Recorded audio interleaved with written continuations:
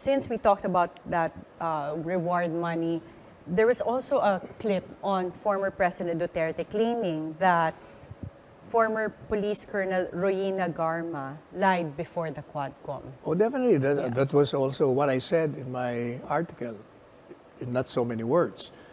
Because in the first place, the meeting, so-called meeting, happened even before he was president or he was elected to the presidency. How could a man not even sure of winning the presidency or assuming that he won at the time and has not assumed the presidency would be launching such a massive national campaign when he has not even seated in office? So, sorry, can you clarify those statements? Because you're saying that how could he launch a campaign if he hasn't even seated yet? So, Police Colonel Garma was making a statement that there was a reward system. How is that related to what you're saying, that how could the president say something that related to launch a campaign when he was not yet even elected? Number one, that meeting never occurred as stated by President Duterte. Number two, if you examine the affidavit itself, she says that she had no participation, or she did not say that she had participation. Secondly, in the subsequent paragraphs, she said that when this so-called Navo model was launched, she was invited to join, and she declined it because she had no experience. Remember that at the time, meaning those times when she was still police director or CIDG chief, she was also involved as a police officer.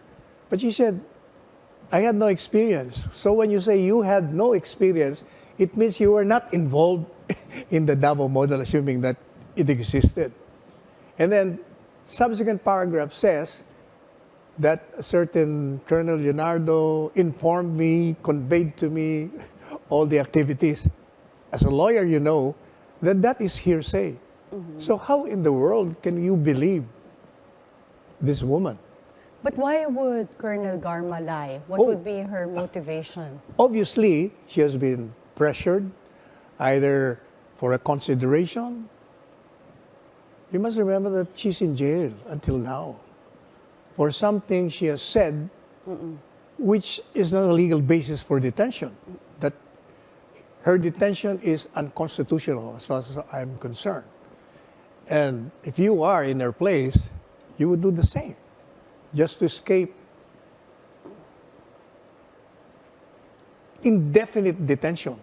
And you must remember also that she is being linked as the mastermind behind the killing of 3 drug lords. So this is, you're talking about potential indefinite detention in Congress. Not only in Congress, she's being charged with murder of 3 Chinese drug lords. Okay, and since we're talking about Garma, this is a clip from yesterday's hearing. Kung sabihin sa kanya maghanap ng iglesia ni Cristo, na marami namang pulis sa Davao na membro ng iglesia ni Cristo. Why would I specify a person belonging to a religious sect when, as a matter of fact, there are a lot of policemen who are members of the Iglesia ni Cristo in Davao City? What would be the point of asking for a special person? Hanggang ngayon, sir, hindi ko nga mafathom. So sabi ko, well, I don't know, but it's a lie. So this relates to one of the statements of Colonel Garma that former President Duterte spoke to her and asked her to look for a police from the INC to handle funds for the drug war campaign. President Duterte was talking sense.